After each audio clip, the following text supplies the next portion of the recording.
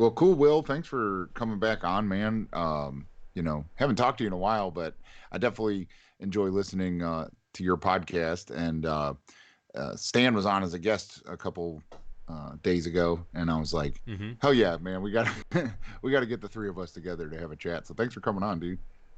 Yeah, of course. I'm so glad to be back on. Like, that first time I came on this show was like part of the reason why I started my own podcast. So it's kind of cool to be back on after doing my podcast and going through that whole process. Like, it's such a fun thing to do, and I just love. It's so cool how you can connect with people like across the nation on the internet. Just like the way I feel when I talk to certain people afterwards is just like super cool. It's like such Oh a yeah, fun thing. So I'm stoked to be back on.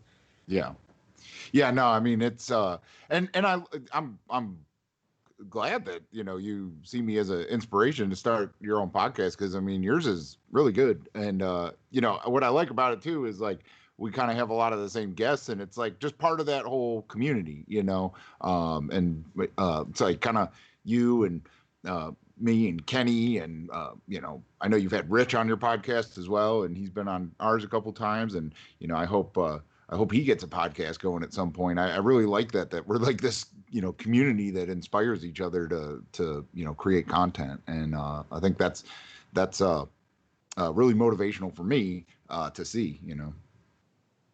Yeah, definitely. It's like a web kind. It's like a web of like psychedelic people or people who are into like self development. And I think about that too. How there's almost like little groups of podcasters who all podcast together and do these things. And I just imagine one day where we're all like all the little different communities like get together and there's just like this big community of like media that is kind of alternative to the just mainstream news or just mainstream kind of stuff. Because like I think it's really cool to like be a part of putting out alternative media into the world, because I Yeah. think it's more powerful than we even think. Oh yeah. Yeah. Well, I mean, especially with how mainstream media has just kind of failed everybody. And so I think the stuff that we're doing, the way we're doing it, is um it's the new media. It's where you're going to get the truth. And and it has to be that web you're talking about. It can't just be these random sources out there that are just in it for themselves. Like when I made my first YouTube video and then kind of ignored it or whatever. But that whole time it wasn't like I'm gonna make this video and then like be famous on YouTube or anything like that. It was literally just putting a beacon out and being like, what the fuck is anyone else thinking this way? Basically. And to find out what like so many do, and then to inspire others to be like, yeah, I not only think that way, like I got a lot to fucking say about it. And like it's just great. And it's like you said, a web, or like I kind of look at it as the same way as like the Wu-Tang Clan, like that's what their Yeah. thing was. They were like, we're not going to be the best rapper, we're going to be the best rappers, or whatever. And it's they wouldn't have made it individually, and they wouldn't have gotten their message out, through their music and their art. They needed each other, and I see that's kind of like what's growing with all of us. So um, yeah, I don't Yeah. know. It's really cool. Yeah, that makes me think about this thing I heard on Ramin Nazir's podcast, the Rainbow Brain School podcast. He talks about this thing, like the singularity or something like that. And I feel like with podcasting and with YouTube and the internet, like it's kind of like 60 years ago, we were much more separate because we weren't all like throwing our lives onto the internet. So everything was much more separate. And now that the internet's here, we all have a internet presence, and like the people who are making podcasts and putting out all this information, it's almost like the whole of humanity is kind of coming together into this thing that is the internet. And it's like really weird. It's like cells working together to create something higher. That's kind of how I think about the Yeah. internet sometimes. It's like it's kind of like a body where we can all coexist and put in our information and create this thing. It's really cool. Yeah. Oh yeah. So yeah, I mean, what's been up, man? I thought I saw. Did you lose your job in all this craziness? Yeah, I got laid off, and it turned out to be a blessing in disguise because it was kind of a learning experience because I got laid off and I was like freaking out, and like the next day I was like going all these places to find a job, which is what I should have been doing. But I just like got super anxious because I got this new apartment, and I was like, and then I got laid off like a week later, and I was like, fuck, I just got this new place, dang it. And I like freaked out, and I tried to like control things a bunch, but I was kind of swept up in the chaos of all this. And then thankfully my manager at the place I got fired at got me another job with these construction people that were doing construction for the hotel. And it turned out to be a blessing in disguise because the hotel was causing me so much anxiety, like because I was so afraid that I had COVID-19 and I didn't know it, and that when I was cleaning a room, I would like mess it up, like I would like not clean it good enough and then get somebody sick, and it was causing me all this stress. Like I was just stressed as shit about it every day. Um, and now I do the construction and there's just no stress. Like I smoke weed with my boss and then we just go work all day, and it's like super fucking chill and it's so fun, and I get paid more, and it's going to be solid schedule for me going into college. So to it turned out really good, and it was kind of cool that the universe kind of just caught me when I was like freaking out, thought everything was going to go Yeah. not the way it was supposed to, but everything always kind of works out the way it's supposed to. But it was just kind of a learning experience. Yeah. Well, yeah, I'm glad, when one door closes and another door opens, that's really good. I mean, I know there's a lot of people that have lost their job, and um, it really sucks. Obviously, I mean, you know how much I talk about economy and all that kind of stuff, but like the real human side behind those numbers. You hear about unemployment or jobs loss and stuff like that, but it's like when you stop and think like about each one of those jobs as a person and a set of difficulties and responsibilities and whatever. And I'm just glad that it worked out for you and it's a better situation. And I think you can owe a lot of that to, like you said, just kind of letting it go, not trying to control it. And I think that's awesome, man. So you said you're going to college too. What are you going to be taking there?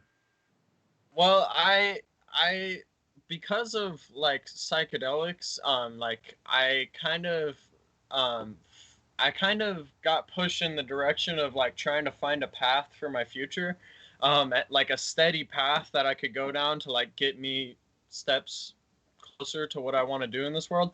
So I decided I'm gonna just take 2 years of college and get my associate's degree. And what I want to do is be a wilderness therapy guide at the wilderness therapy program that I went to when I was 15, Yeah. and just help kids and share everything that I've learned and the journey since that experience and the things I learned in that experience when I was 15 and in wilderness therapy, and just go back and help people. Like it's like so inspiring to me, and it feels good to be on a path towards something that I know is going to help the world if I can like accomplish it and do it.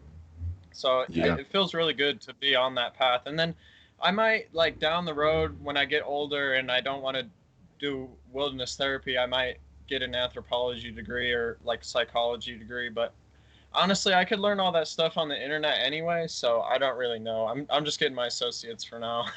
Yeah. I mean, dude, honestly, like that's such an important part of that wilderness therapy experience you had, is paying that forward and becoming, the guide.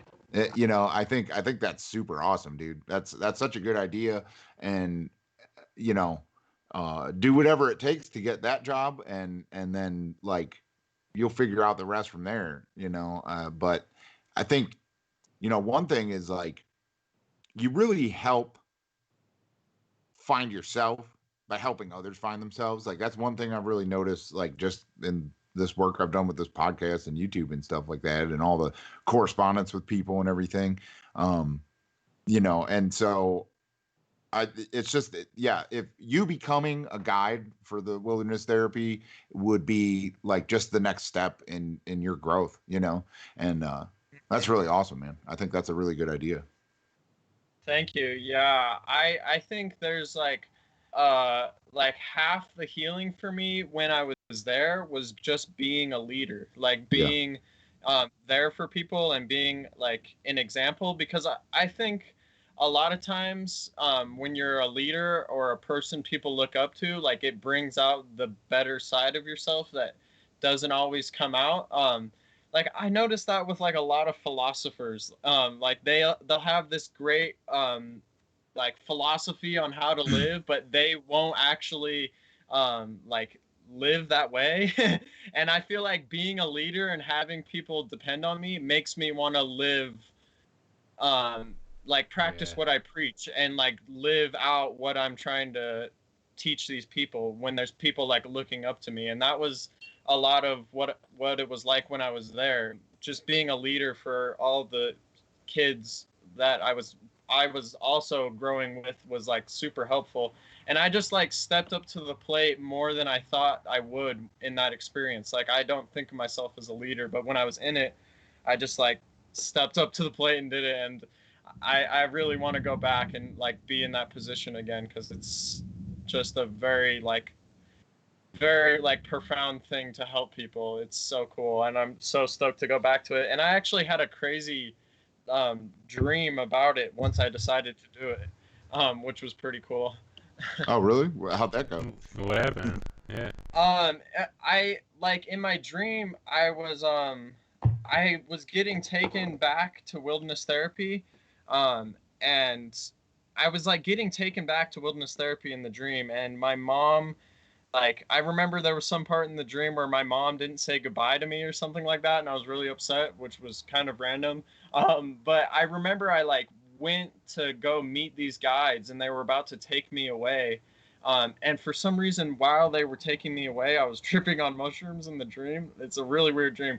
But they looked at me and they were like, "You, this is like the next phase of your growth is being a leader. Like this is the next step is being a leader." And like right before they took me away, I was just like laying in the grass, tripping in the dream, and there was like a crow that flew down and it turned into a wolf and it was like running across the sky. And then I think they like took me away somewhere and I like woke up, but it was like a really weird dream because it kind of it happened like right after I decided to go to wilderness therapy, which was super cool. I was like, that's like confirmation that I'm on the right path. It was really cool. Yeah. Yeah, man. I mean, it's that's the weird thing about dreams. Like you know, the how they can guide you or reaffirm things, and I mean it's just nuts, I mean it's like that's where there's that feeling with dreams when they feel meaningful and truthful like that, where like it's the same feeling you get with like a psych when you're like really peaking on psychedelics, or whatever, and you're like, I've been here before. This means something, like this has been happening for thousands of years, over and over, or whatever. It's like that. It's tapping into that same energy. Yeah, definitely. I like sometimes will have dreams where it feels like I'm talking to like my higher self or something in the dream. Like I'll remember that I was talking to some higher being in the dream. Like I don't know if it's my higher self or just some angel or something. Like I don't know what I'm talking to in the dream, but I feel like I'm like talking to this higher intelligence, and I'll like wake up and be like the other night I woke up and I was like, I need to like take control of my perspective on the world. Like in the middle of the night I was like, I just need to take control of my perspective on life and not let people influence my perspective like too much. Like don't be too sensitive to other people's viewpoints. Like just be okay with how you're living life. And I don't know, like I had this weird like epiphany in the middle of the night, like right out of a dream, and it's like super cool. Like I've had dreams where I woke up and I went to the bathroom and I was like seeing the Mandelbrot equation like on the wall. Like I was in like a half dream state, like seeing the Mandelbrot on the wall, and it was like it's just crazy. Like it's there's got to be something like some kind of collective unconscious or something, because it just feels like there's so much more sometimes with dreams. Yeah, I know. I don't. Well, Oh, go ahead. no. Plus, hasn't the crow been like a image? Isn't it imagery in your life? Yeah, Oh yeah, yeah, sure. definitely. Ever since that one trip where I saw I took a 5 gram dose and I saw this crow like come down into my room, and it like was like picking energy out of me or something like that. Ever since then, like I've had like a weird connection with crows. Like I've Yeah. a lot of times, like in that 6 gram trip, like right before it went scary, there was like a crow. I was like in this different realm. It was like Earth, but I was just like in the desert or something, and there was like a crow behind me, like 2 crows that flew behind me, and they were like cawing, and it was like kind of ominous, but really cool at the same time. And I have dreams about them. Like I have lots of dreams about them. And oh, one time I was meditating in the by this creek, and I was like trying to do this thing where I visualize myself from a higher perspective, and I heard a stick drop in the creek, and I looked up and there was a crow exactly where I was trying to image myself from. And I Jesus. freaked out and it just flew away. I was like, "What the fuck? That's crazy." It was Well, that's so what I'm saying. wild. Like, it's crazy that it appeared the crow that turned into the wolf or whatever appeared in your dream for the wilderness therapy too. Yeah, definitely. That's why it felt so like such a confirmation. It was like so cool and interesting. Yeah. Yeah, I don't dream enough. Like, and I think it's like it's the weed. Like, Probably. yeah, I need to I need to take a break and just to get some dreams in. Like it really does. That is the one. Well, not the one. I mean, I obviously probably the worst for me. Side effect of cannabis is the dreams. That it makes them go away. I mean, uh, but what's the oh man, I can't think of the herb. Um, ah, I can't think of it. But there's like a sleep herb, that Yeah. that I take, and that'll give you dreams, but they're crazy. They're not meaningful. They're more. It's not melatonin. Yeah, melatonin will, but melatonin tends There's to. another one though that I know what you're Yeah, I mentioning can't that think that of it. makes you have really Yeah, without I googling it, I'm never gonna figure it out. But it makes like crazy dreams though. That's the problem, and they're like, kind of lucid. Like you can move around and make decisions and whatever, but they're not meaningful. They're just weird. But hmm. other than that, that's the only way I can dream if I'm smoking weed. It's like to take that really or melatonin, but melatonin's like comes and goes. It's more like I remember I had a dream, but I can't remember what it is. Um, but yeah, no, whenever I do take, a week off or it really only takes a couple days, like if you like yeah. don't smoke weed for 3 days, like that third night, you're going to have a crazy dream, you know? But, um, I think they're important though, man. Dreams definitely are important. Like I realize that because like my kids have dreams all the time, you know, and like they'll mention it, and well, my older son doesn't, but my younger son will talk about it all the time, like when I'm driving him to school, and I really like kind of like dig and make him remember it, like as the more he tells the story, the more he'll remember about the dream, and the more whatever meaning was behind it will stick with him, and yeah, like I'll have whole conversations on the ride to school, like just being like, yeah, then what happened? What color was this or whatever? Like I like try to get him to remember details, and he might be full of shit half the time, but whatever. It's good for creativity. Yeah, I think dreams are like really, really cool. And I think like the schedule I want to get on with weed is just like not smoking for like 4 days of the week, and I like dream those days. Like those are my dream days, and then like smoking like 3 days of the week. That's like my ideal schedule, which I do sometimes, but then I'll just like smoke. I'll just like smoke for 2 weeks, and I'll be like, oh, I gotta get back to it. I need the dreams. Like that would be the consistent schedule that I'd want to be on, is just like not smoking Monday through Thursday and dreaming, and then Friday through Sunday just blazing down and like dreaming in almost like a different kind of way, because I feel like weed is kind of like it's like letting that, it's kind of like a valve for the dream world that you're opening it up more to you. And I think I've heard Terrence McKenna talk about that also. It's like when you're stoned, it's like it's kind of like a dream. Like you can get messages from your subconscious and stuff like that. And it's really funny that you said that about your kids, like that you try and get them to like dig into it more, because I was listening to this podcast with this mom who lucid dreams, and she taught her kids how to lucid dream, and she'll be like telling her kids like, you need to learn how to walk through walls in your dreams. You can't keep flying every single night. And like, I don't know, that's just so funny. Like, I think like I can you just imagine like lucid dreaming, like, and having other people that you lucid dream with, and then trying to meet up in dreams, because I think she might have been talking about that, like trying to meet other people in lucid dreams and stuff like that. It's really Yeah. interesting.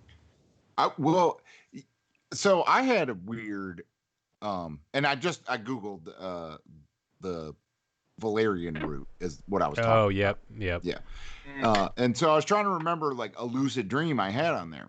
And it was the first time I took, well, not the first time I took it, but the first time recently where, I kind of remembered this dream. And I mean, it's so vivid, I still remember it. And so, and I may have talked about this on the podcast before, but still, I, the dream was I was like renovating an apartment with my wife's uncle and her cousin, who this would never happen in real life. Like the three of us don't, we would not renovate an apartment or own an apartment. Well, I mean, I guess I did rent my old house out, but still, I didn't do any of the work on it. They definitely wouldn't either. And that was it. That was the premise. We were like painting an apartment and putting carpet down and stuff like that. And I had to pee really bad. And I went, and for whatever reason, I was like peeing on the wall in this apartment. And like my wife's uncle was like, "What are you doing?" And I woke up and I had to pee really bad. And I went in the bathroom, like I almost peed the bed. And then I was like, that was fucking really weird, And then so I, finished up in the bathroom, went back, laid down, fell asleep, and went right back into the dream. And they were waiting for me, and they said like, "What the fuck are you doing?" Like that, like I was trying to pee on the wall, and then they were like, "Go in the bathroom." And I went in the bathroom, and when I woke up, I was coming out of the bathroom, and they were like, "That fucking took forever," or like giving me shit, and like, "Get back to work." And we were like renovating this apartment, and I could make decisions like, "Hey, I'm gonna go over and get this," and like I could, navigate this situation that was completely nonsense, like would never happen, but was very realistic, and it was as real as like, any flashback situation from a psychedelic drug, but it was a dream on valerian root. Dang. And I do think I took like twice what the dose said on the bottle, so I think there was that too. Like I took more than most people do. But still, it was a dream that vivid, that lucid. Like I felt I could have ran away, but I was like afraid of like making my wife's uncle upset. in a dream that I knew it was a dream too, because it was like after I had woke up, taken a piss, and fallen back in. Like the whole time I knew I was dreaming, but I could like totally maneuver this world. That's so weird. Yeah. Bizarre.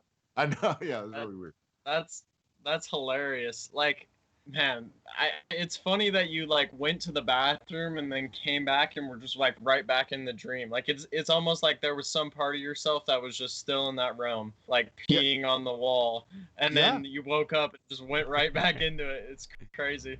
Yeah. But And like when you were talking about that, or actually keep going. What were you gonna say? oh, well, I mean, what I was going to say is that like that was a combination of like I was taking valerian root because Uh I huh. was trying to do sober October. It was back, it was last October, I think. And so it was a combination of like the no weed dreams and then the valerian root at the same time was like super fucking psychedelic, and it gave me a little like, you know, I'm really into Rick and Morty and stuff like that and the multiverse, you know, kind of stuff. And it really made me feel like that, like in dreams, are we popping back and forth between other timelines and realities, and like what does that mean with, you know, our consciousness and everything? Because it wasn't just like, well, that was a crazy dream. It's like you said, it was like another dimension, you know, like Yep. I mean, it was so surreal, and I remember everything about it. You know, there's very few dreams in my life that I remember as much about that as this one. I mean, it was a fucking trip, like legitly. Yeah. Hmm. Yeah, that's Yeah. crazy. That's sorry. What were you gonna say, Stan? No. I've like had the same thing, like with the same thoughts. Just like, wait, like what is that another dimension? What's going on here? I've toyed with the idea that like, are we able to jump over to a new dimension and stay there? I've had those thoughts and like trying to figure out like if that's possible, how would you go about it? Like, do you just have to enter a very deep sleep and then like commit to the dream almost, and then is that the new reality? Like I've been like completely gone down deep thought holes of things along those same lines. Same thing with psychedelics. Like if you had the opportunity for a door to open and you were convinced that that was a different dimension if you opened that door, but you had to leave the one you were in, and you open that door, is that something new? You know, is that, Mm, could you still be coming back to this reality but in a changed manner? yeah, Like, and I've had those same thought holes like with dreams too, with that are psychedelic. You know, yeah, yeah. It's like what anchors us here? is it just You our know, minds? Like, is it just the right? thought that we're Yeah, here that what's yeah, anchors us? So yeah, I thought the same yeah, thing, dude. yeah. Yeah, I think I've heard of like yogis or like really like just people who have like been in the woods meditating for a super long time. Like I'm pretty sure I heard on a podcast that like there's like legends of like monks just like meditating, like seeing a door to like leave the body and just go into whatever's after this, and then some of them just were like, okay, and just literally just lifted out of their body and just left this dimension while they're meditating. Like, who knows if that's real? But I've like heard crazy like stories like that, and it like what you were saying about like going to a different dimension and like staying there or something like that. Like I think that's kind of what happens with psychedelics in not the way we think, because like you're in like a certain dimension in this real world like before the trip, like you have this whole model of how things work and way of being, and then after the trip you are completely different, and like you have a different worldview, you have like a lot of internal things you might have worked out, so you're like in a different dimension kind of, you know what I mean? Hmm. And there's like all these different dimensions that we're all living in. Like I don't know what dimension you guys are living in because I can only know my experience. So Yeah, it's really weird. yeah. No, it is, man, and it's like that's something too with like how crazy like 2020 is, and like how every fucking week we're like, this can't be real. Well, it's fucking real. Like it's you know, it feels like sometimes it just feels so surreal like that in what is supposed to be consensus reality, you know. um like it feels like something you could make up in a dream, and it's just such a weird time, you know. Like that's one reason it's hard for me to like uh trip, like we were talking about before. um that it's like normal time right now is so weird from reality that like I don't know if I can handle pushing that even further, but maybe I should, you know. And that was one thing I wanted to talk about too with you. Like, you know, you said that you tripped not too long ago, and I'm probably going to be tripping this weekend, hopefully. And I've had a bunch of like dates that flamed out for me, but I think you know this weekend definitely has the best possibility. Um, so how did the trip go for you? Was it a week ago you said, or how long ago was it? It went really good, actually. It was great. There's one thought I had before I want to get into the trip, if that's all right. You Yeah, just go for made it. me think of something that was really cool. Just Yeah, like, you know how we talk about, like, a lot of people talk about, like, we're the universe experiencing itself or something like that.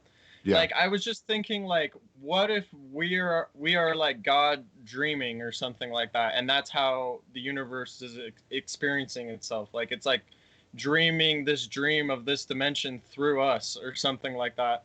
I don't know. I was just kind of thinking about that. Like sometimes I wonder like if this is like God, like if I'm like God dreaming, or like if I'm dreaming and I'm just in a dream right now, and like when I die I'll like wake up out of it or something like that. Like I don't know. It's just kind of a funny thing to think about. But yeah, I don't know why that what you were saying made me think of that. I thought that was kind of an interesting idea. yeah, But yeah. No, sorry, what were you gonna say?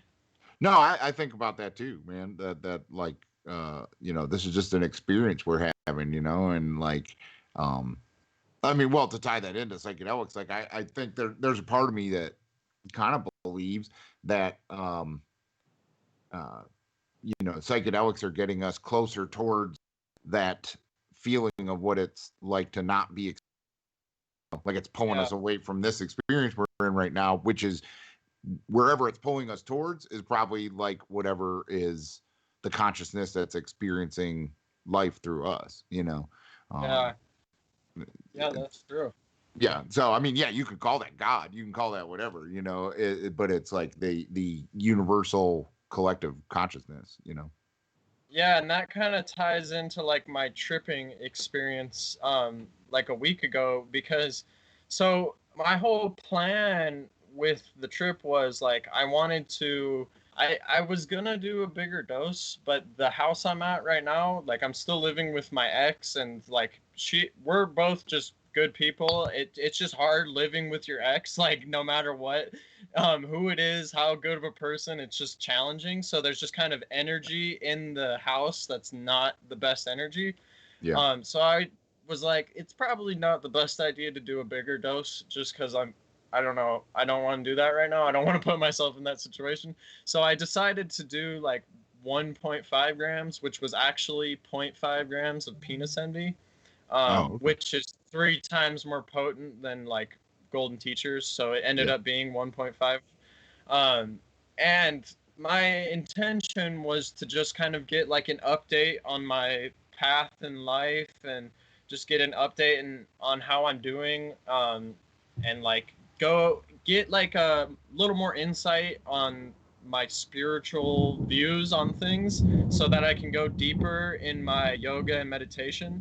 Um, and yeah, just I also kind of wanted like a self-love and self-confidence boost, because I can just be hard on myself sometimes. So I felt like I didn't need it, but I thought it'd be helpful to like get a boost of yeah, confidence and, I don't know, realignment with my path in life. So I took it, and I was really nervous because my 6 gram experience, like a few, like 4 months ago, 4 or 5 months ago, was like really scary. Like it freaked me out. Like it was just intense. So I was like freaked out going into it, even though it was 1.5 grams. I was like, it's still, you're tripping. So I was like, oh man, this is gonna be scary. And like right when it hit me, I just started thinking about like what is something that I could do to like always get me through the hard times, no matter how hard they get. Like, what is something I could find within myself to get me through basically anything? And I started like feeling like this ray of light on my back, like a ray of love or like a ray of pure consciousness or something like that. And I've been kind of like, I've done some macro doses. Sorry about that. Somebody's talking. I've done some macro doses and I've had that same kind of feeling, like there's some kind of pure consciousness in me, or like pure love or light or something like that. And I was like, I started connecting to that, and I was like doing yoga, and I was like, it was kind of like parts of my energy were opening up as I was doing the yoga. And I was just feeling like love and light going through me, and it was like very reassuring, and it felt really good. And um, yeah, it was really cool. It felt really good, and that was like the main part of the trip that was like healing for me, was just knowing that there's love and light and beautiful, good energy inside of me, just kind of tapping into that. And that was like really helpful with my meditation, and really helpful with all the things that I was talking about before. It was just like reassuring. And then I had like a bunch of really cool visuals and pondered the universe in all kinds of different ways. But before I get into that, is there anything you guys wanted to say about that? Well, no, I agree with your rationale for dosing. You know, that while this is a challenging time, that, you know, we're trying to figure a lot of stuff out.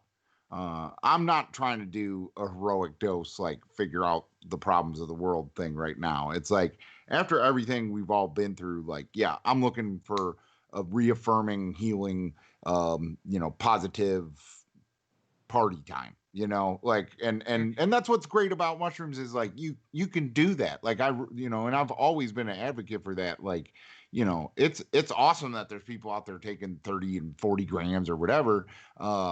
But there's so much benefit at the 1 to 2 gram level, you know, and setting an intention are still just as important with that, to get that benefit from it. But it's great to hear that that's, you know, exactly what happened for you. Yeah. I really, that's like a perspective that I haven't really had with mushrooms. Like, I'm usually the type of person that wants to go deep, but I see how valuable the low dose experiences are, because it doesn't crack your mind completely open. It just kind of cracks it open a little bit and allows you to take a few more steps in the right direction. So yeah, I agree. I think it was definitely helpful during this time too. Like, because this whole time has just kind of discombobulated me. Like, there's been stress. There's been just like this home situation has been challenging, like getting laid off. Like, it's just been stressful, and like, Yeah. kind of like, I'm like turning a leaf now that I'm moving into a new place and I'm going to college, and it felt good to like reaffirm my journey after everything that's been going on. So yeah, it was helpful. But I had some really cool visuals. Like, I felt like I was going through a vein in the universe. Like, there was like a giant vein that I was in, and there was like other weird objects in the vein, like kind of like just DMT kind of things, like weird patterns. And I started seeing this kind of big orb of light, kind of like I was seeing on my back, like an orb of light. And it was like this giant orb of light, and there was like all these different veins sticking off of it. And I was kind of like imagining like other beings on these other veins, and we're all kind of just like these different parts of the universe, but there's like a pure consciousness that we're connected to, but we're all just on these different parts of the universe. That's kind of like what I was thinking as I was seeing it. And yeah, that was really cool. And I started thinking about like the shadow a lot, and I was seeing like snakes and dragons, and it kind of freaked me out, because I was thinking about the shadow and how we all have a shadow, and how you can transmute that part of all of us into something that's good. And the way I think about my shadow, like transmuting it into something that's helpful, is like using the aggressive part of myself when I need to defend myself. And that's what I was kind of thinking as I saw this like snake kind of go on my head, like sitting on the top of my head. And then I got freaked out, and I was like imagining it like attacking me or something. And I don't know, it was kind of weird. And I was like thinking about Tibet, and like the way they have their culture, or they used to have their culture before it got invaded by China, and like way back in the day. And that was really cool. And I was thinking about Avatar: The Last Airbender too, which is like one of my favorite shows that I've been watching lately, and I was kind of thinking about like all the spiritual people or the people trying to help this planet as like the Avatar. Like we're all the avatars like trying to save the world and like or help the world, and I don't know, I was just kind of going down that rabbit hole and thinking about like the elements and I don't know, I was like having these cool visions of like firebenders and like water benders and avatar people like fighting the firebenders. It was cool. It was a fun experience. Yeah. No, that's awesome, man. Stan, you're trying to plan a trip soon as well, right? Yeah, man. And actually, I wanted to ask Will, do you wish you would have taken more, or were you pretty content with how much you took? Um, when it was over, I was like, yeah, I want to take more in the future. Actually, like I didn't want to. I guess afterwards, I was like glad I didn't take a lot, but it kind of like got me back into the psychedelic space where I feel more comfortable to like go deeper Yeah. in like a few weeks or a month or something like that. Like that's kind of what I got from it. Like it definitely made me want to go deeper. Yeah. Yeah. Because Yeah. I know that there's things for me to heal from in the deeper states, I guess. Yeah. No, I'm on the same page as you, where it's like you almost need that little confidence booster, just a shake up, just to get back on the path that you're trying to go down, you know. And I'm definitely at that point for myself and my energy. We talked about it on a little bit about it on your podcast, but yeah, I guess I'm just really trying to figure out like what proper dose is for that without overdoing it. I'm not really afraid of overdoing it, just because I do it quite infrequently. So if I take a full eighth and you know, I blast off and have some crazy experience, then it won't be something that I can't process through. You know, it's not like I'm looking to go back to back with trips or anything like that. Um, Yeah. but yeah, no, I'm trying to get to the same point that it sounds like you got to, where it's just, you know, you're a revitalization of your energy and your potential and the day-to-day confidence. And I mean, that sounds like you just had a great time, which is I'm definitely envious of, and I hope I can replicate in some regard when I try to do it. Hmm. Yeah, I realized when I was in it that one thing I really have to do every time I do mushrooms is smoke. Like I went through this anxious period, and once I started smoking weed, I literally just started laughing my ass off, and like I was just having this amazing experience. And you know how we were talking about Rondos saying that you should smoke once a week Yeah. or something like that? Yeah, like that's what I was thinking. I was like, even Ram Dass says it'll make you enlightened, and I was just like smoking a bunch of weed and just laughing my ass off. And Yeah. it was like I was like, I need to do this because I was like going down these anxious thought loops, and once I smoked, it was just like pure fun Yeah. land, and I wasn't overthinking anything. It was great. So Yeah. that was, I like, I don't know, maybe smoking again while you're in the mushroom trip, maybe when you're coming down, could change your weed experience, because afterwards it changed my weed experience a little bit. Like having that really fun experience while I was high that time made the weed experiences after that much less anxiety inducing, which was really cool. Yeah. Well, yeah, and it's crazy because the last time I had a significant trip and I smoked on it, in my mind, like this goes along with the dimension hopping that we were talking about, but it was like, all right, if you are in, it was like my mind was thinking you're in a great place right now, like you're enjoying your trip, you're high, there's high energy coming like radiating out of you, and if you leave the room right now, you can stay at that. But like for some reason my mind, I didn't get up and left the room at that because I was like scared of the change almost. This was like a decent amount of time back, like 3 years back. But I was like scared of the change. I'm like, wow, I'm about to see my family. I'm about to have all this energy. They're gonna be like, what the hell happened to you? You gone fucking crazy, you know? So I didn't get up and get out of the Uh, room. And like I waited until like I felt like, I guess my ego got more attached to where it like brought me down to where I was. And then I was like, okay, now you can mhm. leave the room. You know, it was weird. It was weird. But I totally agree that Yeah. I'll have to do that. I'll have to It's either smoke on the come down or smoke when I'm most comfortable with smoking again, and then just leave the room when it's time. You know, when I get to the point where I want to be that person for the long haul, I'll leave the room and start living regular life again. Yeah. Mhm. For me, smoking is best if you smoke a bowl right after you take the mushrooms, so that the like rush of the weed high is done before the anxiety of the mushrooms come up, but you're still high. Mhm. Um, Yeah.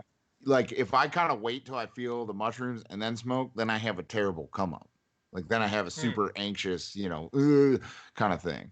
But definitely, and if you can't do it or don't do it right when you eat the mushrooms, um, I like it at the end, like you were saying, like after the peak, after the like real anxious part of the trip, then smoke, and then it's more enjoyable and you know it kind of kicks everything back into gear Oh, too. definitely that. Yeah. Yeah, Well, I was just worried because, like, I get at this current point in time in my life, like, I get anxiety or paranoia from smoking. So, not by myself, but when I'm, like, around other people, I get that way. So, I don't know if I would get that if I did it before I took the shrooms, you know what I mean? Or, like, right after before they kicked in. I don't know if that would make me worry more or not because, like, I yeah, feel like having a sober mind going into a mushroom trip can help you let go. For me personally, because I'm just like, this shit's gonna get crazy within yourself. So just say whatever yeah, happens, happens. Whereas like in my mind, if I smoked, I could potentially make it bigger than it actually is. yeah. I don't know though. That's something I'll have to cross later on down the road, I guess. I recommend, like I did it with when I did my last acid trip, and I'm planning on doing it on Saturday with the mushrooms too. Is to take Phenibut a couple hours before. Like it's You thought that helped? um oh yeah, Have you tried oh for sure. CBD before it or anything like that? Yeah, yeah. Oh well, I took CBD before my first acid trip I did by myself, and I didn't think that really did anything. And then I did CBD Phenibut before the second acid trip I did with my uh like the second one I did. And so like um it I don't know, the CBD it's just not it's I don't know. It's like taking an aspirin when you got a It's just not enough. arrow sticking out of your head or something, it's like Mhm. but um How do you think the but yeah, Phenibut like it helped? well Phenibut's really strong. Like it's really powerful, you know. And it well, it's a GABA receptor, and it's what is it? Um, like the same reason when you're drunk and you're like don't care about anything and like you don't get hurt and like you fall down and laugh at yourself and all that. That's because of its like blocking or adding to GABA. I'm not I don't know the brain chemistry there, but it's GABA is the chemical in your brain that it affects, and Phenibut does the same thing. So it's a little like being drunk, but you're not like uh, your motor function isn't changed, but like the confidence and the like you know ease of being drunk is kind of the same thing with Phenibut. And if you get the dosage right and the timing right, it has a really long onset. Um, I think it's a really good thing to mix. Like I've tried like all the like benzos, like Xanax and uh, uh, Valium and stuff like that. I've tried all of that with tripping, and like it makes the trip just like or whatever. Um, to where Phenibut I felt makes you it doesn't dumb you down, it doesn't slow you down, it gives you the confidence and kind of no fear to face a trip. um, to where I think a lot of the like heroic dose crowd would probably consider it cheating. But still, but if you're trying to have a good time and like you're worried, like I'm worried with my trip, I have not tripped in a year, and um, you know, there's a lot of me that is very much like anxious and nervous about, you know, what's going on in the world nowadays and stuff, and my role and all that, and how to keep it together and stuff like that. That like there's a lot of ammo there for a bad trip, and I want to take enough to have a powerful experience, but I don't want to like have it go south. Even though I know you got to face your fears and you'll come out the other side. I don't want to do that right now. I'll do that once everything settles out, you know, like you know, election day I'll do it or something. I don't know, whatever. But you know, it's like the Phenibit will really help me kind of have the confidence to be like, it's not going to go south. This is going to be awesome and whatever, you know. What? So there's like a 2-hour onset, right? It's like an empty stomach 2-hour onset, I think. Yeah. So and it's like a 3-hour thing. No, Phenibit's like a 12-hour thing. Is it? I don't. Oh yeah. I forget when I guess the or 8. I guess like the peak of it must be like the first 2 or 3 hours or something. I mean, I don't find a peak of it because like I take it at night, you know, like not before bed, but like before dinner or something like that, you know, and then like you sleep like a baby, you know. Yeah. So I don't know how that would be. How much? Do you know your dosage on it? A couple grams. Couple grams. Okay. 1.5 grams probably, actually, I think. But yeah, it's one of those ones. I kind of do kratom the same way. Like I don't weigh it out. Like I just pack it in pills and be like, I'll take 3 pills today. You know, gotcha, like yeah. And but I don't take Phenibit enough to, because it is definitely something to worry about. Addiction and stuff like that. So it's like I just take it as needed for certain things, you know. One really good night of sleep or whatever. Or if I'm going, well, it probably won't be happening for a while, but if I go to like a concert or somewhere that like I just want to enjoy it and not be socially anxious, like it's really good for that. Yeah, I'm gonna have to try that, dude. Like I thought CBD would do the trick, but I think what you said is perfect sense, where it's like it's just not enough. Yeah. But no, that sounds perfect. And I remember when the last time I took Phenibut, I was able to enjoy smoking more too. Yeah. Which I think comes with that like cavalier attitude it gives you, you know. Yeah. Like the fuck it, the fuck it comes out. Yeah. Yeah, I know, man. That's interesting because CBD like is always so helpful for me. Like I think it just comes down to what works best for you, because for me, like I don't know if I've used CBD in a trip, but I was definitely like planning on using it. I just forgot. But like CBD for me, like just in normal life, like it's so anxiety like reducing. It's so nice, and I could see it being like super nice during a trip. Like it would be freaking like so helpful. I like I was freaking out like because it's like I have a connection with the plant intelligence of cannabis, and it's cool to connect with that plant intelligence without being stoned as fuck. Like it almost like gives me like more clarity when I'm using the CBD, which is really cool. When I'm trying to not smoke, it's super helpful just because I smoke CBD and I'm like, fuck yeah, this is like, it's like connecting with the plant intelligence of cannabis without the super stonedness. And then I can also still dream, and I just really I just love CBD for that. And I like, when I was coming up on that 1.5 trip, like I was like, all anxious because I couldn't find my CBD weed, and I was like, fuck, I'm gonna need this, I feel like. And I ended up just smoking regular weed, and it was awesome. But I like, if I was on like a 5-gram dose and I was freaking out, I don't think I'd want to like rip a fucking dab card or something. I'd probably want to smoke a little CBD. And the CBD I have gets me just like a barely stoned. Mm-hmm. Like it like it noticeably changes my headspace. So I think like if I was like on a really big trip and I needed like an anxiety reliever, CBD would be, for me at least, very helpful. Because I don't know, but everybody is like their own person, and everybody does it differently with their tripping and drugs. Like everybody's so unique with it. Yeah. I not with tripping, but like I had a migraine earlier today, and normally those are like day enders for me. Like normally my migraines, I get them very rarely, knock on wood. I don't get them that frequently. A lot of times it's like exercise induced and like dehydration induced and burning calories that aren't in my body.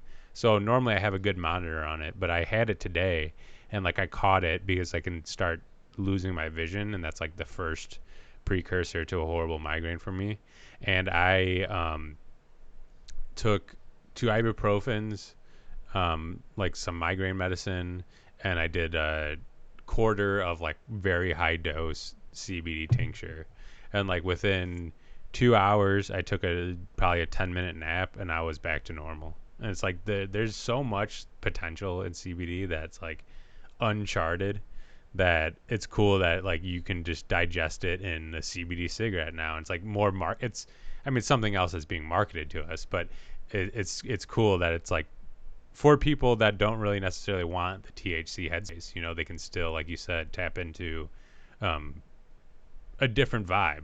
You know, it's not, might not be as potent as the THC vibe, but it's still, yeah, something different. It's cool. Yeah. Yeah, I think. Oh. Sorry. Sorry. No, I was gonna say that like I think that's the CBD flower that, because that's what you take, right, Stan? Yeah. I either do the flower that I just roll in a joint, or like today I Yeah. did the tincture just because of how potent it is. Yeah, I've got the tincture. I haven't done the flower, but I have a CBD vape, and like the smoking it, I like the tincture. I think the tincture is more like a kind of health and wellness thing. But for the immediate effect, I think either smoking or vaping with CBD, in the context of like we were talking about with tripping, like for the like anxiety calming, sedative type nature. I think the in inhaling it, whether vapor or smoke, I think is kind of the best that I've experienced. But I do want to get the flower. Like I've never done that, and I would really like to try that actually. Yeah, I highly suggest it. It's like, I mean, it definitely filled a different void for me because I just wanted to smoke, you know. But then once I got further into it and getting like high quality flower CBD, you can definitely notice a change happening. Yeah. What were you gonna say, Will? I don't remember now, but yeah, I think there's a little lag, so we always go at the same times. But the CBD cigarette is really cool just because like for people, I've never like been addicted to cigarettes. Like I can smoke cigarettes sometimes and just be like, oh, it's fine, like, and just not have cigarettes. Like I've went through like phases where I smoked cigarettes all and I just stopped and it was no problem for me. But I know there's some people who like are like hardcore addicted to cigarettes, and it's just like really like just having a cigarette and like putting it in your mouth and stuff like that. Just the whole process of it is like that part is addictive too, and I think CBD cigarettes are really good for that because you like a different kind of head change that's like way healthier for you. Like not that the tobacco buzz is bad, it's just like really bad for your lungs, and like you can get the same kind of just the CBD cigarette. And yeah, it's just really cool. Like that's like a thing now. Like I buy them all the time. I freaking love them. And they have like pineapple flavors where I live and stuff, and it's just really cool. And I've like started mixing CBD with my weed way more often now, and that's like changed my weed experience a lot because I realized how, because weeds become such a popular thing in like Colorado and California and like certain places, it's just like weed has super high THC, but that's not how it actually is. Like when you're just getting stoned as fuck off the THC, you're not really getting the weed experience. So like if you roll like a joint with half CBD, like half dank ass weed, it's like really what weed is. It's like two different sides of it that work together, and it's like definitely changed the game for me. Like I used to not even like care about CBD at all, and now it's like really like essential.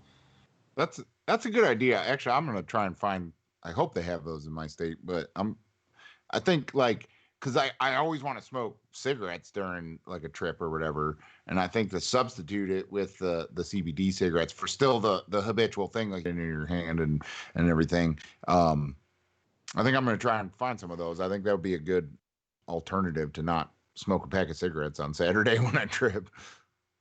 Mm-hmm.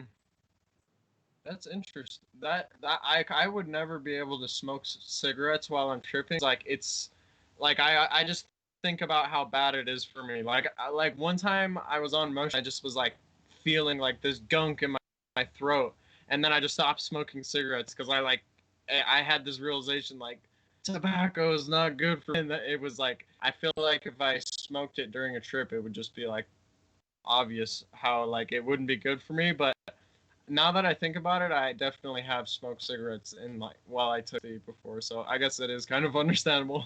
Yeah.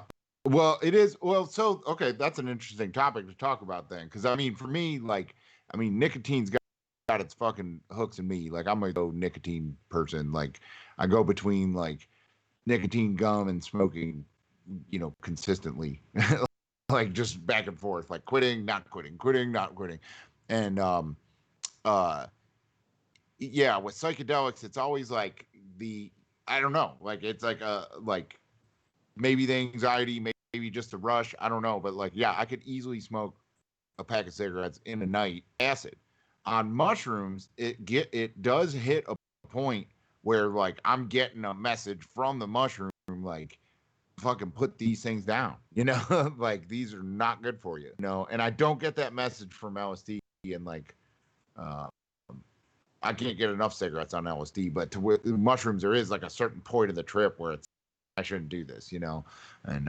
unfortunately that wears off when the mushrooms wear off. Though, like I know there's like studies that mushrooms like cure people with smoking or whatever, and I maybe I just haven't set that intention, and I guess I do believe that if I did set that intention, I would probably stop, but it's I don't know what it is. It's not, because you're in a psychedelic state, you're totally overpowering any nicotine effect on.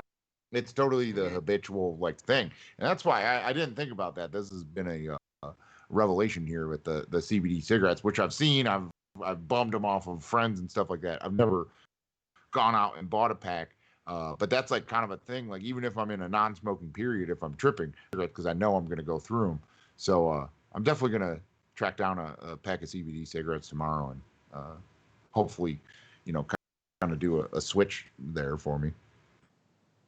Yeah, I wonder how it would help with your anxiety throughout the whole thing too. Like Yeah. I wonder like cuz for me it gives me like I've smoked them before meditating, I'm pretty sure, and like noticed like a little bit more clarity. Just like Mhm. it's almost the opposite of THC cuz it makes you more like clear. when is Yeah. With THC it's like you're stoned, like you're like Mhm. kind of dreamy state. And with CBD it's like clarity. Um, so it's kind of cool. I wonder how that'll affect your experience. Like, I'm Yeah. just kind of curious on how that will go. Now, are the CBD, is there filler in there that like they're no tobacco, right? They're just pure CBD strain cannabis. Yeah, they're pure CBD. They have like 0.3% THC in them, and that's really nice. Like if you're trying to quit smoking weed and you're just like, fuck, I want to smoke. Like you can just smoke a few CBD cigarettes and you have like a CBD high with just barely a little tea. It's like, yeah, it's amazing. I love them. Yeah. Have you tried Yeah, those things? yeah. I mean, ultimately, I think the better. I don't know about Colorado just because of they've been in the game for longer, but the better experience for me was just ordering flour and like high Yeah. quality CBD flour from like a reputable source and just rolling my own joints. Like I think that Yeah. is the best way you're gonna get it. Um, I actually I don't have them with me right now, but I do have a pack of CBD cigarettes that I liked before I got into the flower. I'll send you it so that you can hopefully find the same ones in your place because the first ones that I smoked were like not great. Like seeds and you Oh, could really? just the snap and pops and all that shit. So I tried like the more expensive one, and I think it was still only like um $12 or something for 10, and each one has 100 milligrams of CBD. So it's pretty. It's a hefty dose, but you go through one of those and you'll be chilling. Yeah. Yeah. Yeah, I Yeah, definitely. mine are like really well made. They have like a little hole in it, and yeah, they're like they never have seeds in it. I definitely had that happen to me though, the really shitty ones. Yeah, it's I don't know. It's crazy, and I'm sure you guys have already seen it living in medical states, but you know, since Ohio has become a medical state, like the you know, the green rush that I always expected from cannabis legalization, it hasn't come in cannabis here yet, but I see it with CBD. I mean, it's like every shop in it. I mean, it's Mm-hmm. just crazy. Yeah. Yeah. Well, and what Will was saying earlier about how like THC, the green rush that happened with THC is just like how can we breed these plants to have as much percent THC as we can is like kind of absurd. Like I do get people want to get like zonked and get stoned and the max amount that you can do. There is that culture of people, but I just don't know um, why they aren't. I haven't really found. I guess Chicago's very limited in what they offer, but I haven't found a dispensary that breeds plants towards the experience. And I feel like that would be a better way of going about it to people that are outside of even people that are experienced, but definitely people that are outside of smoking, because then they could come in and say, you know, this one's bred for anxiety relief and a good time out, you know. So it's like I need that Mhm. one instead of like the bud tender telling you that they'll all do well and an indica does that and a sativa does that, you know. Like I got weed that was like 28% THC. It's like that is absurd levels. Like I don't think I ever had smoked something that was that potent at the time other than like dabs, you know. But it's so Yeah. crazy that that's like that's what the race is like how Yeah. what percentages we can pack into this. Yeah.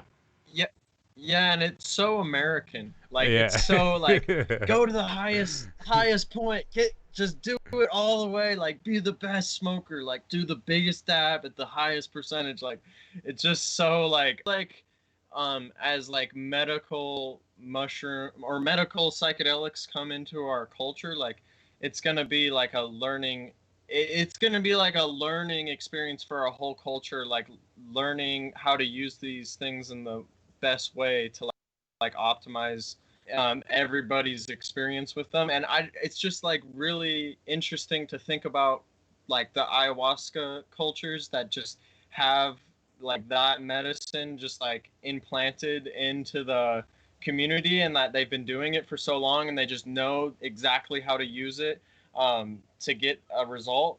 Kind of like it's like I'm really see how psychedelics will like show up and how they will change in like change us in like this modern technological world. It's just gonna be like insane the way that we learn to use them. I think it'll be so cool. Yeah, hopefully it's not a race though to whoever can do like 100 grams, you know. Yeah, exactly. It probably will, honestly. Like, and then the people will do it, and they'll be like, "Oh man, that's not what it's about." That's kind of the great thing about it. Well, isn't there a Terrence McKenna quote that like, mushrooms don't work on the people they're not supposed to, you know? So there will be people doing that and like they basically just get drunk. It's like there's not going to be I don't know. Like mushrooms are going to reach who they're supposed to reach, and they're going to get as legal as they're supposed to get. Is what I kind of feel like. Like we're all the stuff happening with cannabis. We're just re-legalizing it and making it like it's how it's supposed to be. That like it's just a fucking plant.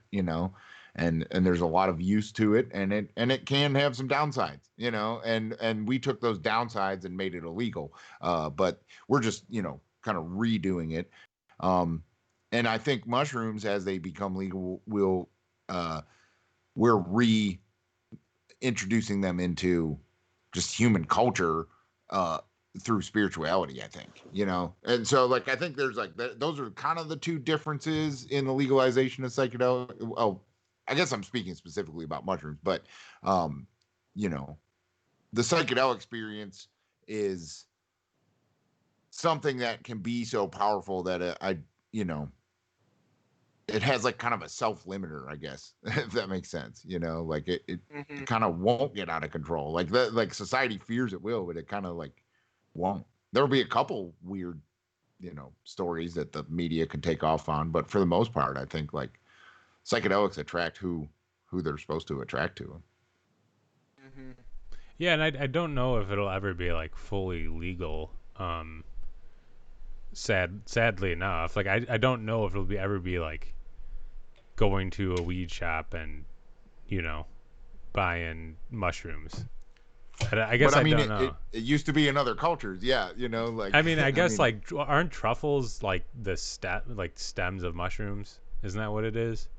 Essentially, they're the roots or the root, like kind of tubers of the roots, yeah. Okay, I guess I could see that because that's kind of how it is overseas in some places, right? So I could see that, but I do think what's more important is just like giving the power to the people with it, and like here's how you grow it.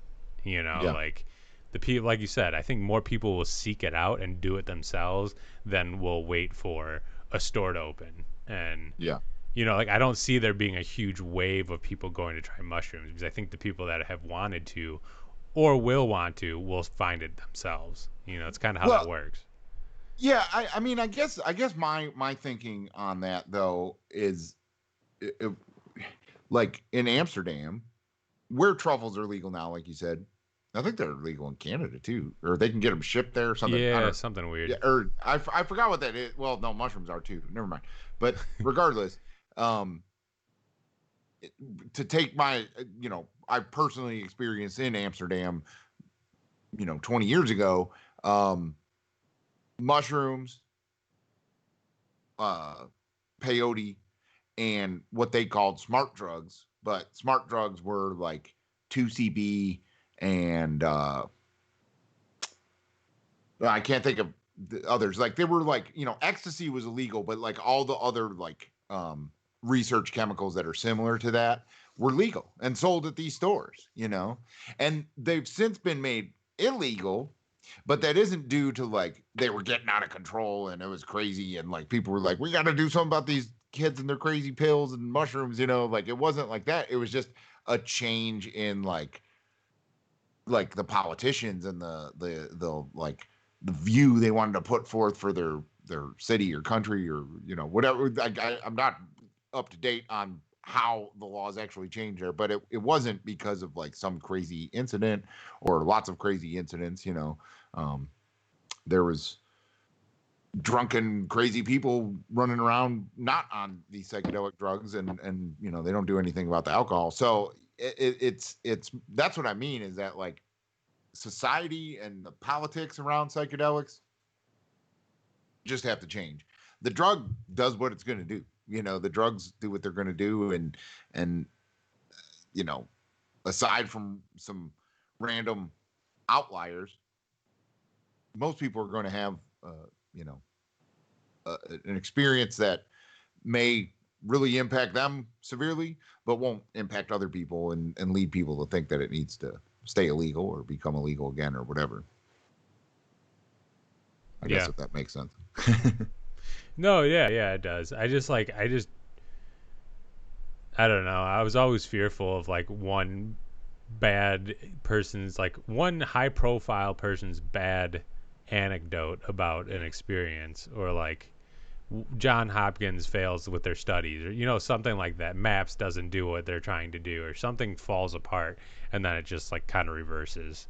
But that might just be like fear about it, Like I just don't know how.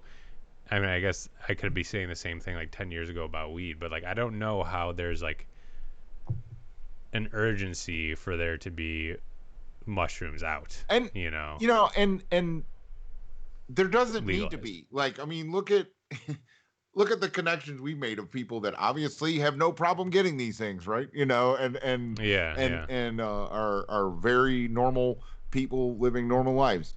I think it's more the stigma of talking about it. And that's the other, aspect to bring it around to what we were talking about at the start of the podcast. Like that's another important thing about not only connecting and inspiring each other. It's adding to that group of people that are willing to put their fucking face on a camera and say like, yes, I do psychedelic drugs and I think you should too. And here's my story about it. That's one of the most important parts in changing the stigma is more and more people like us doing what we do, and that's all it needs to change. The policy doesn't even need to change because like I think we've mentioned it before, but it's like when they legalized mushrooms in Denver, like there was a lot of people, like there's been 7 arrests in the last 10 years or something like that. I don't remember the numbers, but it was like very limited. Yeah. Well, yeah, and they decriminalized it, and like, I guess I could see that continuing to happen, like the decriminalization, just because, once you boil it down to a human rights issue, it's like, why are you limiting what I can and can't do with my body? Yeah. Yeah. So I could see that happening. I just don't know if it'll come into stores. Oh yeah, anytime I agree soon. with that. I guess. But the decriminalizing is like the cops and people being like, okay, this isn't a problem. We don't need to waste any time or energy going after the guy staring at the clouds for 4 hours. He might be up to something. We got to draw the gun. You have to draw the gun. Yeah, I think like the way the like psychedelic renaissance is approaching it is like in a much more like concise and controlled manner than the way it first showed up on the cultural scene in like the 60s. Like, cause like I remember when I first started taking LSD, like the wave of energy that you get onto where you're just like, this is gonna save the world, like everybody needs this, and you're just like super gung-ho about it. Like I felt like I understood the hippies so well, like in the 60s, and I see why they did it, and it's great that they did it. But I like see how terrifying that could be to just like some normal person living in America their whole life and then sees this explosion of just pure weirdness. Like I think it was like traumatizing for like a section of our culture. Just because of ignorance, like and like now people are like, the way the psychedelic renaissance is, it's less like this is gonna happen, like shoved in your face. It's like, here are the facts, here's the evidence, like a calmer approach, like a more of like a middle way approach to getting people to realize that it's not like a terrible thing like all the propaganda said for so many years. Like it's just we're approaching it in a different way. It's like it's almost like the psychedelic people have evolved, because I think the way that people took psychedelics in the 60s wasn't like a lot of times like the way we take them now. Like there wasn't a whole lot of setting and intention. It was like drop acid and go to a concert and like have a wild time. Even though Timothy Leary introduced that whole thing, like I feel like we've learned how to like respect psychedelics over time since the 60s, and that's like changed the psychedelic people, and it's like changing the whole movement, which is like it's really cool. And I think as far as like talking about how like legalization or decriminalization would look, I think mushrooms are so much closer to that goal than LSD, and you touched on a good topic there, or point there, saying that LSD makes you like, I want to share this with the world, and that's a threat to the system. I definitely, that's a distinction.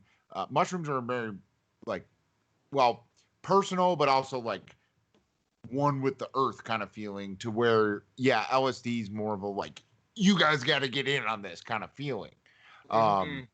And that is threatening, because that's how, like Timothy Leary, like you said, was like about to start some shit, and that was a threat. That was a threat to the bullshit that, the government was just being kind of uncovered at that time for like how, sneaky and secretive and full of shit they were, you know, and people were definitely waking up to that at a faster pace than they wanted to because of LSD. And because of that, I think there's still a lot of stigma with LSD.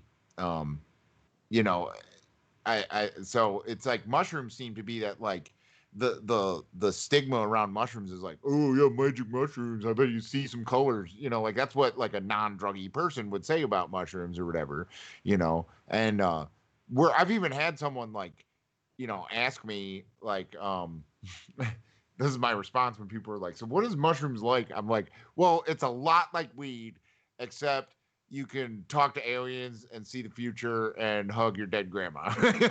You know. And usually people are like, what? but like, you know, that's kind of what I mean by that statement is like it's as harmless as marijuana, you know, but it's a whole nother fucking world that you can't even imagine. If you're asking me, you know, what's magic mushrooms like I don't know how to explain it other than like think about weed and, you know, put it to the 10th exponent, you know. But I think that is people's kind of general thing is like they're like, it's kind of like weed, but I think you get really weird or something like that. And they're not as like scared of it because there hasn't been this government induced propaganda campaign against it to stop some sort of revolution that they thought was going to happen in the 60s. And those that movement by the government to stop Timothy Leary and that whole movement, that like kind of still resonates today, you know, with the baby boomer generation at least. Yeah. I feel like mushrooms are just like another reason they're being more accepted is just because they come from the earth and like there's all these like pictures of mushrooms around and people are like, oh, I've seen a mushroom, it's just a fucking mushroom. And like it's like some of the like ads I see on like YouTube and stuff about psychedelics, like it makes it like this mysterious thing, and I feel like people are starting to become more interested in it because there's not as much stigma, so the door to the mystery is like more open to them, I guess. I don't know. Yeah I had the same idea of mushrooms before I took them though, Ruben, which was like, oh yeah, this is like supposed to be like strong weed, right? Like that's all it's supposed to be. And then you get into it and you're like, whoa, never mind. I was on a different operating system earlier. But what I've found is like a good way to explain it to somebody, at least the emotional aspect of it, not necessarily like the different dimension aspect to it, but emotionally, I like to compare it to like what I'd think a lifetime's worth of emotions are compacted into however length of time, like those ups and downs. Like the most extreme and the most down, and you know, and ramping back and forth between the two. I was like, yeah, it's probably just like the feeling of having a kid, like the joy of having a kid, like the bliss of that, and at the same time like the pain and agony and the sadness of like breaking up with somebody you loved or like losing a good friend, you know. It's like all that combined in a shrinkage of time. And like, I've used that to explain it. Or like the reality of death, like it's like the joy of birth and the reality of death, like that's how it is for me. Compare the complete opposites. When you know, I think like my explanation to people that I've said a couple times when I think like someone, you know, was asking about like what happens if you take too much or whatever, and I was like, I think my you know answer was that like, well, you get to see what it's like to die and come back. You know, because I think like that's a little bit of what that really high dose is getting at, you know. Not that I've done 40 grams or whatever, but like I think that's kind of what you're experiencing at that level is like you're experiencing what happens when you die. If you achieve like a full fucking ego death, that's what you're experiencing. And just the thing is that for whatever reason with the chemicals involved and the makeup of her brain, you get to come back, you know. And so like that's what I've kind of used to explain like the deep realms that, you know, even I haven't visited to people that ask me about it, you know. Yeah, I feel like the deep realms, I don't know, like for me it feels like sometimes it feels like there's like archetypal lessons that I'm learning in the big dose trips that are just like so beyond my individual experience that it's like kind of hard to comprehend sometimes, like just like the archetypes of good and evil and the shadow and the light and like the like feminine side of myself, and Mm-hmm. it can be like these just massive parts of just humans. Like I feel like it opens me up to like the unconscious of just being a human, and there's like these different things that pop out of it, and it can just be so much bigger than my experience. But it's like I feel like the mushroom like gives me that to like open my my like maybe like get me out of my individuated outlook on things so much, like kind of get me out of my own egoic problems just kind of like give me like an archetypal view of life, which it definitely has given me, and I think that's like really helpful like when you're going through hard times especially. Yeah. Yeah, man. I don't know. It's I mean, back to like the legality of mushrooms, it's like I think it's another thing about the crazy time that we're living in is like, you know, so much is going to change about our life. Our people, when we come through the other side of this and restructure society and kind of figure about what, what are our real values, how have we been falling into the narratives of some party or some, media source or whatever. And when we kind of like strip all that aside and have a collective like kind of rebirth as a society, are people going to give a fuck about what the fuck goes on between my ears when I take a mushroom or, a pill or a tab of acid or whatever? I don't think they are, and like you said, Stan, like, I don't see it really being legal because like I don't think the mushroom wants to be profited off of. And that's another thing. Yeah. I don't think the mushroom will let itself become that, you know. Um Cannabis is just a plant. It doesn't have the consciousness that the mushroom has, and I think that it'll, that's why it allows itself to be just a product. It's a It's a agricultural crop. product. Yeah. Mushrooms aren't that. Mushrooms aren't an agricultural product. Yeah, people make money off them. Don't get me wrong, but they aren't getting what is necessary out of it. Like and that's the feeling I've got from whenever I've like grown mushrooms and tried to sell them, that they're like, yeah, fuck you, like we're not gonna grow for you, you know. So like, that's how I kind of feel coming out of like how psychedelics fit in with like this year 2020 is like, you know, they're gonna be, like we've said a lot of times, they're gonna be a landing pad for a lot of people that have an existential crisis following all this. Hmm. Yeah. I And I agree. think I think that's part of the whole psychedelic renaissance. This kind of had to happen for this stage of the psychedelic renaissance to happen. Mm-hmm. Yeah, Yeah, man.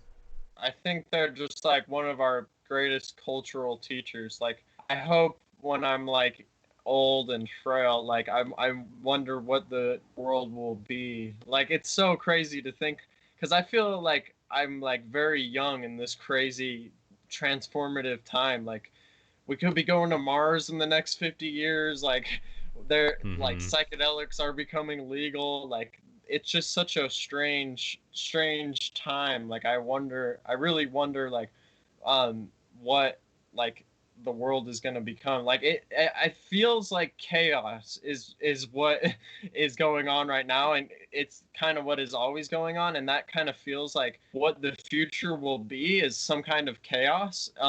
And I feel like that's why mushrooms in particular are an amazing teacher, because they like teach you about chaos. Like, and I think that's one thing I was mentioning before we got on this was like going into that psychedelic experience was like going into chaos while there was chaos already going on with this pandemic.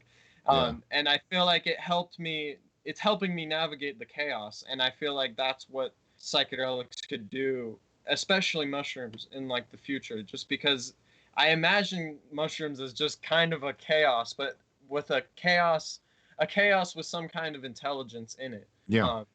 And I feel like that's what psychedelics could help our culture with maybe in the future. Yeah. It's like mushrooms or psychedelics are chaos with a purpose. And then it's like what we're living through right now is chaos for the sake of chaos, um I agree. And like you were just saying about how you feel very young at a time like this, like honestly, man, that's a really good spot to be because uh like if there's one thing I can say to like someone of your generation is like, man, whatever the fuck happens, this too shall pass. And that couldn't mean more to a dude your age. It's like you're gonna see all of this. You're gonna see all the books and movies written about this, and figure out what went wrong, what we did wrong, and blah blah blah. Like it's everything's gonna fucking work out. You're just gonna see this cycle play out that happens all the time in civilization. And who I really feel bad for is like people that were kind of really set in like this is how the world is and stuff, and that's going to change. But for dudes your age, I mean, I don't know. Like just enjoy the show and figure out what you're supposed to do. And I'm super excited for you to go to school and get to be a wilderness therapy guide, because dude, that's where you're supposed to be, man. And I know you're going to help a ton of people get to the same spot you're in right now, but yeah, man, we're, like an hour and a half now. We can start wrapping it up, but thank you so much for coming back on. And Yeah. it's been too long. We haven't talked in a while. And I always love talking to you, man.